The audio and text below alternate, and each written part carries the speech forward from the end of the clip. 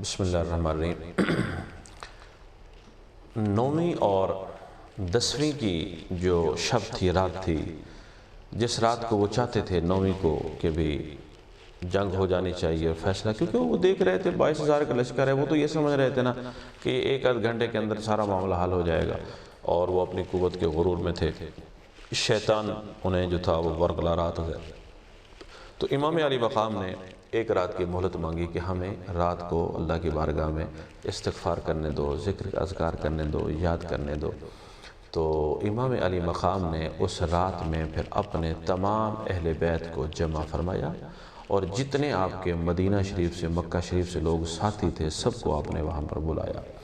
اور بلانے کے بعد ایک خیمے کے اندر آپ نے سب کو بلایا اور تقریر کیا، آپ نے خطاب کیا۔ آپ نے انہیں اللہ تعالیٰ کی حمد و ثنا اور آقا کریم علیہ السلام کے درود و سلام کے بعد انہیں بتایا کہ بھئی ہم کس مقصد کے لیے آئے ہوئے ہیں۔ آپ نے فرمایا کہ میں حق کے لیے آیا ہوا ہوں، نہ تو مجھے کوئی اقتدار کی بھوک ہے، نہ کچھ اور ہے، میں صرف اور صرف دین کو بچانے کے لیے آیا ہوں، کہ جو لوگ جنہوں نے دین کے حلال کو حرام، حرام کو حلال کر دیا، ان کے خلاف اگر میں علم جہاد نہ بلند کروں، اگر میں بھی ان کی بیعت کر لوں گا تو پھر تو دین ختم ہو جائے گا نا۔ آپ نے سارا ان کو معاملہ بتایا، آپ نے فرمایا تو میرے ساتھ چلے ہو، میری نیت کو جانتے ہو، میرے ظاہر کو، باطن کو تم جانتے ہو۔ اب میں تمہیں ایک گویا کے آفر دے رہا ہوں، اختیار دے رہا ہوں،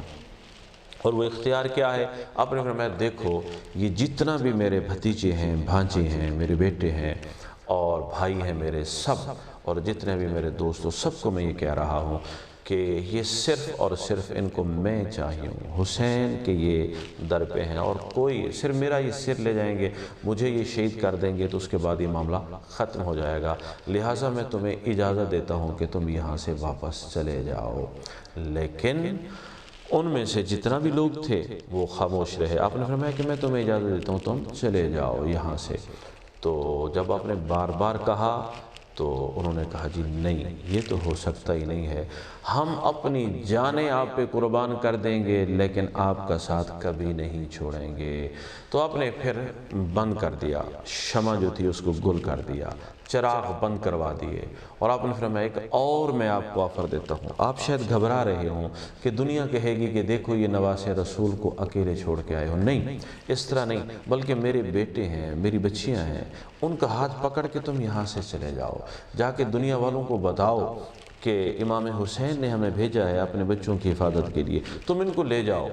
تم گواہی دو گے، سرخرو ہو جاؤ گے۔ ہاں میں یہ تو میں گارنٹی دیتا ہوں، ضمانت دیتا ہوں کہ کل قیامت کے روز اپنے نانا کی بارگاہ میں تمہاری شفاعت بھی کروں گا۔ لیکن وہاں پر سب سے پہلے جو آپ کے بھتیجے تھے، جو بھانجے تھے، انہوں نے کہا کہ یہ تو ممکن ہی نہیں ہے کہ ہم آپ کو یہاں تنہا چھوڑ کے جائیں، ہم اپنی جانیں تو دے دیں گے لیکن آپ کو اکیلا نہیں چھوڑیں گے یہاں پر۔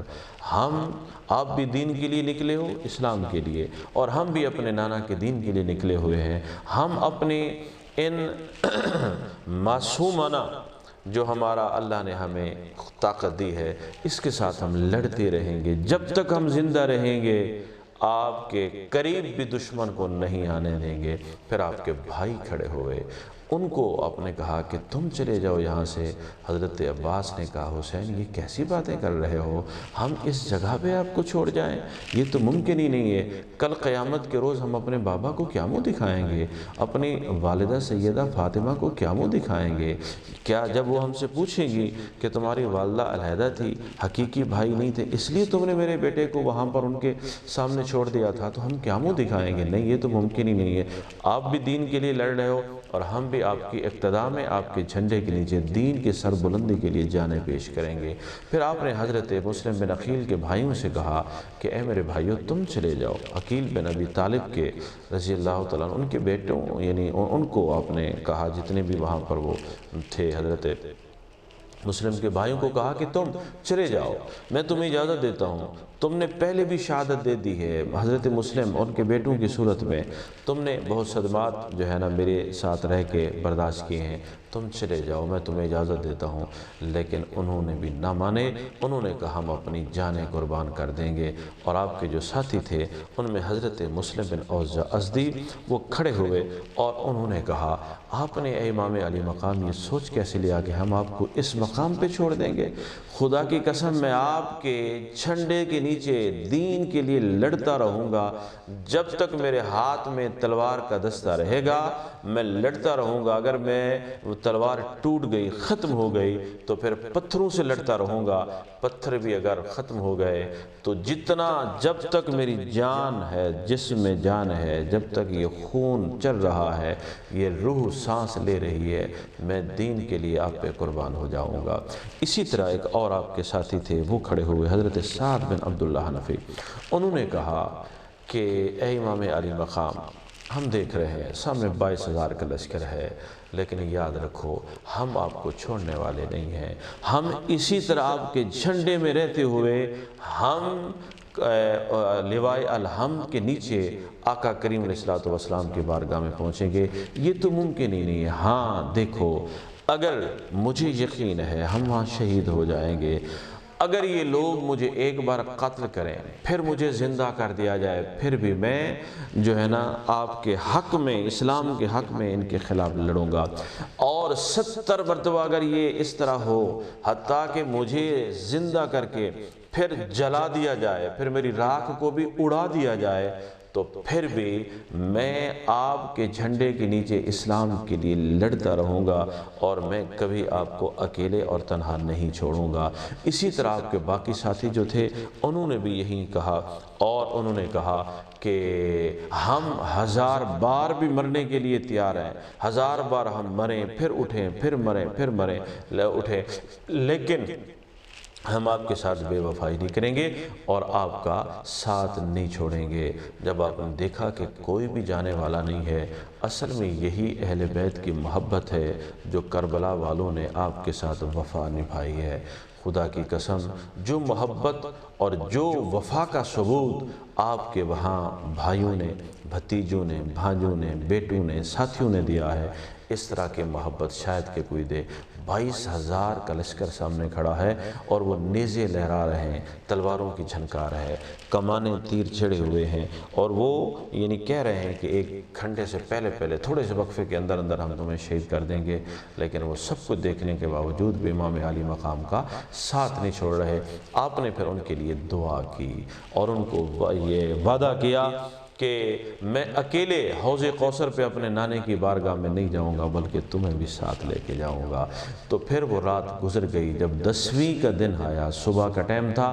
نماز آپ نے ادا کی، اور اس کے بعد پھر وہ جنگ باقاعدہ شروع ہوئی۔ اور جب وہ جنگ شروع ہوئی تو پہلے اس میں آپ کے کچھ ساتھی تھے جو مکہ شریف سے ساتھ تھے، کچھ مدینہ سے تھے، کچھ راستے میں بھی مل گئے تھے، اور کچھ وہاں پر لوگ سن کے بھی آئے تھے جو امام علی مقام کی حمایت میں آئے تھے۔ انہوں نے باری باری ایک ایک کر کے مقابلہ کیا، شہادت کا رتبہ وہ پاتے گئے، اور آخر میں پھر امام علی مقام کی شہادت کا واقعہ رونما ہوا۔ یہ شہادتیں یعنی جو واقعات ہم تک پہنچے ہیں، ظاہر ہے کہ وہاں پر اہل بیت کے محبین تو نہیں تھے نا، وہ سارا یزیدی لشکر تھا، محبین تو وہاں پر شہید ہو گئے۔ تو جو انہوں نے یزیدیوں نے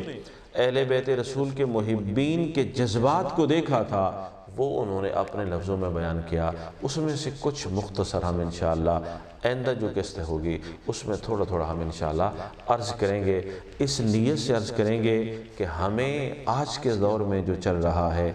بے وفائیاں عروج پہ ہیں، ہاں جی، اور اہل بیت کی جس طریقے سے یا صحابہ کرام کے ساتھ جس طرح لوگ توہین کر رہے ہیں، دین کی توہین کر رہے ہیں، اور لوگ یعنی تھوڑے پیسے کے لیے جو ہے نا وہ دین سے منحرف ہو جاتے ہیں، تو ان لوگوں کے لیے اور ہم سب کے لیے یہ درس ہوگا کہ عمل دین کے لیے اگر جان بھی دینی پڑ جائے تو دے دو، لیکن دین کے بارے میں کوئی سودا بازی مت کرو۔ انشاءاللہ کچھ شہادتیں جو ہے نا وہ ہم انشاءاللہ آئندہ قسط میں ذکر کریں گے۔ اللہ تعالی ہم سب کو اہل بیت کی سچی محبت عطا فرمائے۔